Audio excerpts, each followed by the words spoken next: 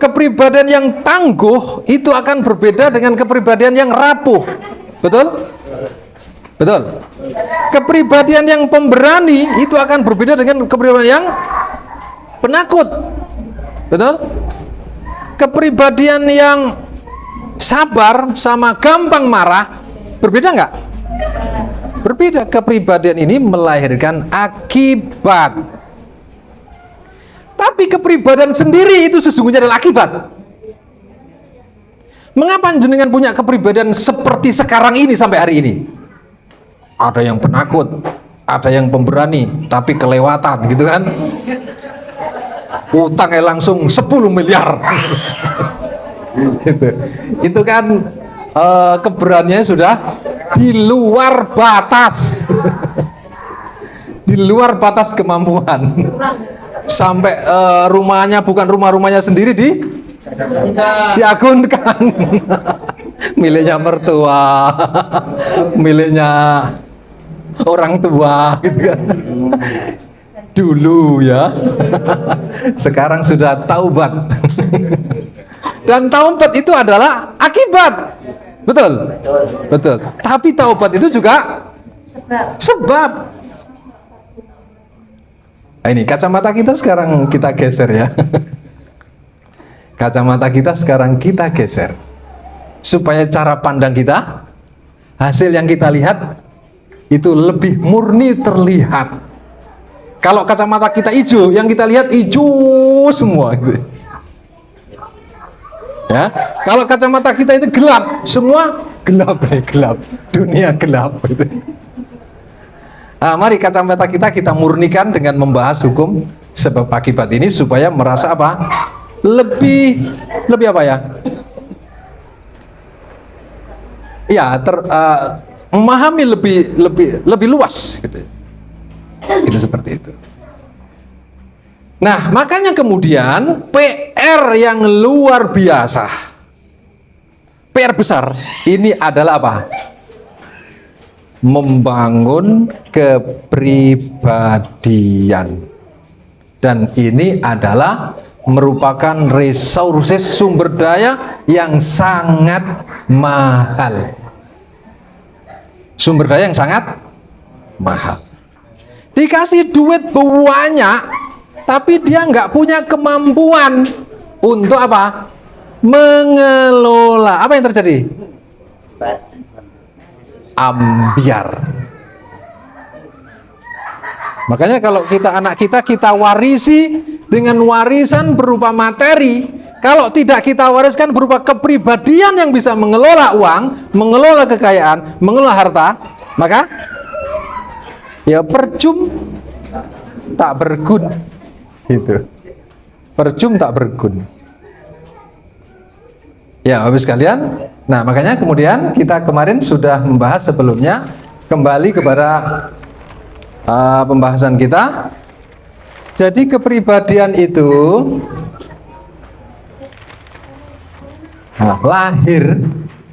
lahir dari kepribadian itu adalah akibat yang lahir dari dua sebab. Yang lahir dari dua sebab. Sebabnya apa? Pola pikir. Sebab berikutnya adalah pola jiwa. Katakanlah kepribadian ini adalah Y, variabel Y ya, variabel terikat. Variabel terikat. Pola pikir dan pola jiwa ini adalah variabel apa? Yang biasa riset, variabel bebas. Variabel bebas. Jadi ini ditentukan oleh ini, tapi ini juga ditentukan oleh ini. Maka kalau kita ingin membangun kepribadian yang agung ya, kita harus punya pola pikir yang agung dan pola jiwa yang agung. Pak Agung? Ya, di sini sudah ada Abah Agung di sini. Pola pikir yang agung dan pola jiwa yang agung. Ada sebuah buku yang dulu ketika saya masih kecil itu sudah membacanya. Namanya, judulnya Berpikir dan Berjiwa Besar.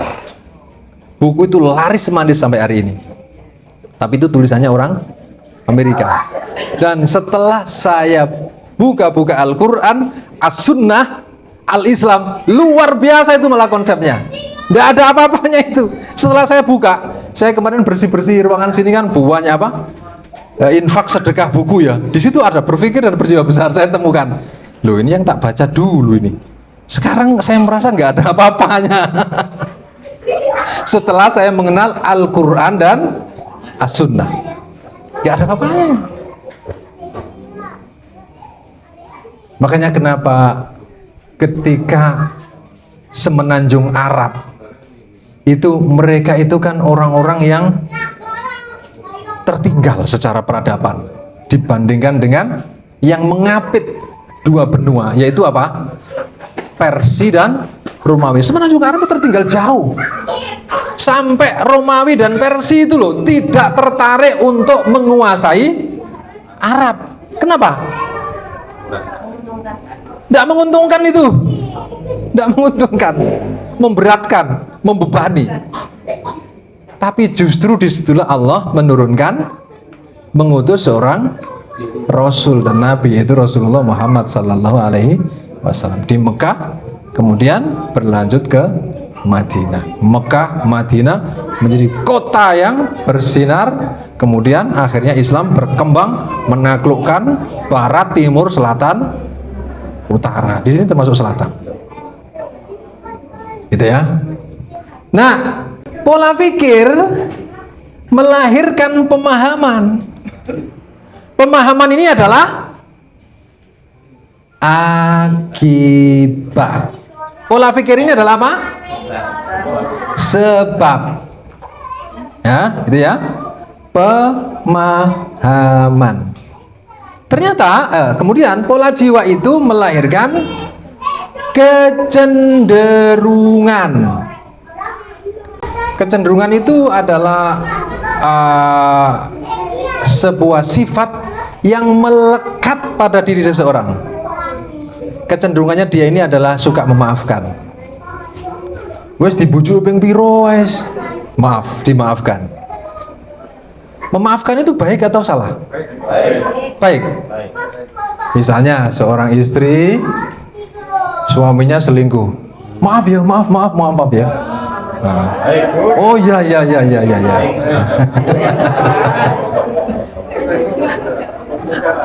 Suaminya selingkuh dimaafkan, itu tanda lampu hijau bagi suaminya. Hah? Lampu hijau ya. Untuk apa? Melakukan selingkuh lagi. Dan setelah ketahuan, minta maaf lagi. Jadi kalau begitu memaafkan ini baik atau buruk ini? Bahaya apa enggak ini maafkan? Nah, kalian. Jadi maaf ya maaf, tapi harus ada. Iya harus. Aku mau maafkan, tapi syaratnya enggak boleh diulangi lagi. Enggak bahaya tak?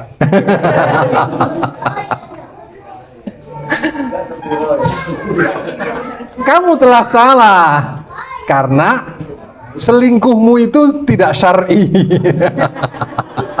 Masa ada selingkuh yang syar'i? Bahaya lagi.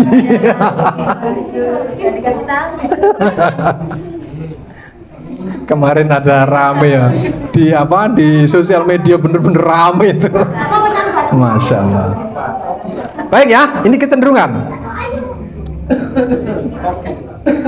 Makanya tidak selamanya berbuat baik itu hasilnya juga baik. Karena ternyata yang kita sangka baik itu adalah tidak baik. Contoh, misalnya saya sebagai pembicara, saya sebagai suka sekali mendampingi orang-orang untuk sukses. Ditelepon, saya angkat. Telepon, saya angkat. Tanya, saya jawab.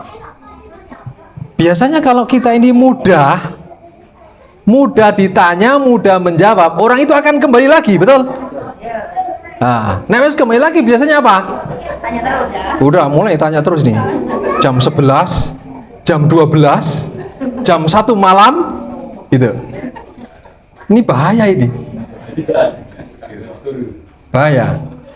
Sama dengan kalau kita ini punya tamu, kita persilahkan, sudah nggak pernah kita usir. Lama-lama apa? Nginep itu. Lama-lama bisa nginep itu. Akhirnya kita ini musuhan sama istri ini. Biasanya istri yang kasih apa? Kasih sinyal ini. Sama nih, oh my god, datang hotel lagi. Misalnya begitu. Makanya kalau dalam Al-Quran, sedekah ya sedekah, tetapi seimbang antara begini sama begini. Ya. Wa idza anfaqu lam yusrifu wa lam yakturu wa kana baina dzalika qawama. Ora medit, ora obral. Nek obral juga jelek, nek medit juga jelek.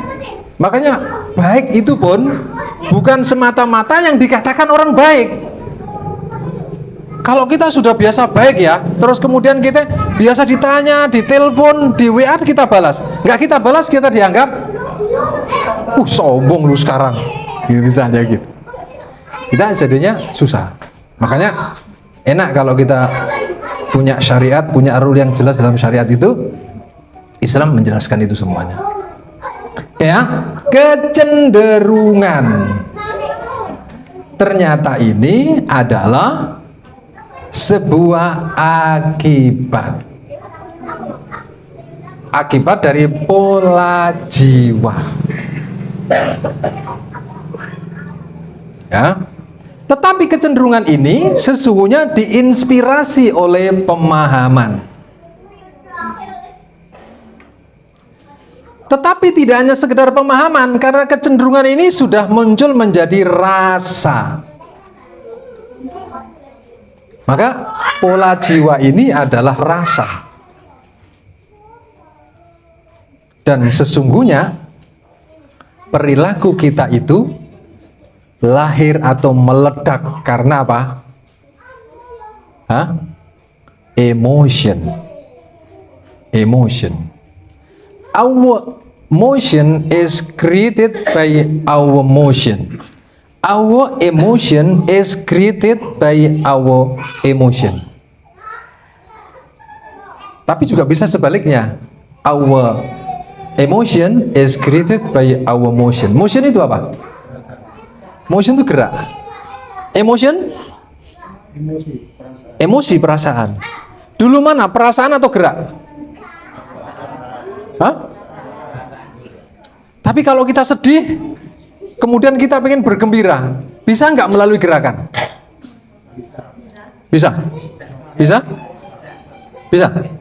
Kalau makanya jenengan kalau mau menghilangkan kesedihan, geraklah dengan gerakan-gerakan tertentu yang dengan begitu akan melahirkan emosi baru yang menimpa emosi lama.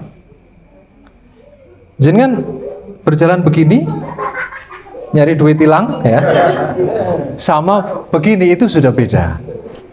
Kalau begini ini susah untuk sedih, susah. Ya, itu seperti itu. Apalagi kalau jenengan bergeraknya sambil kayak anak kecil gitu ya, sambil berlenggang apa? Kayak berjingkrak-jingkrak gitu ya. Itu akan muncul rasa senang sambil mengeluarkan apa? Mengeluarkan nada-nada suara apa namanya?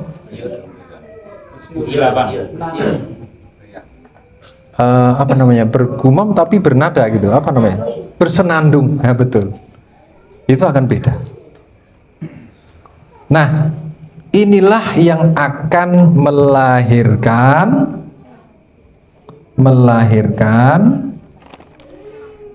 begini ya, begini. Ini namanya akan melahirkan as-suluk. As-suluk itu adalah tindakan.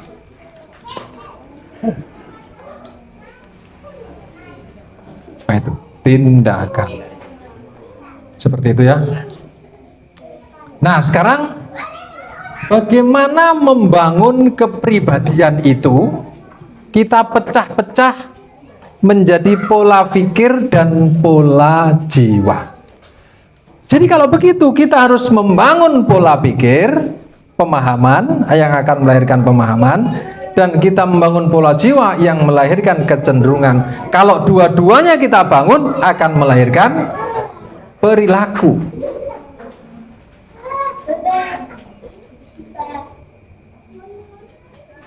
Nah, kemarin kita sudah sampai pada ini ya.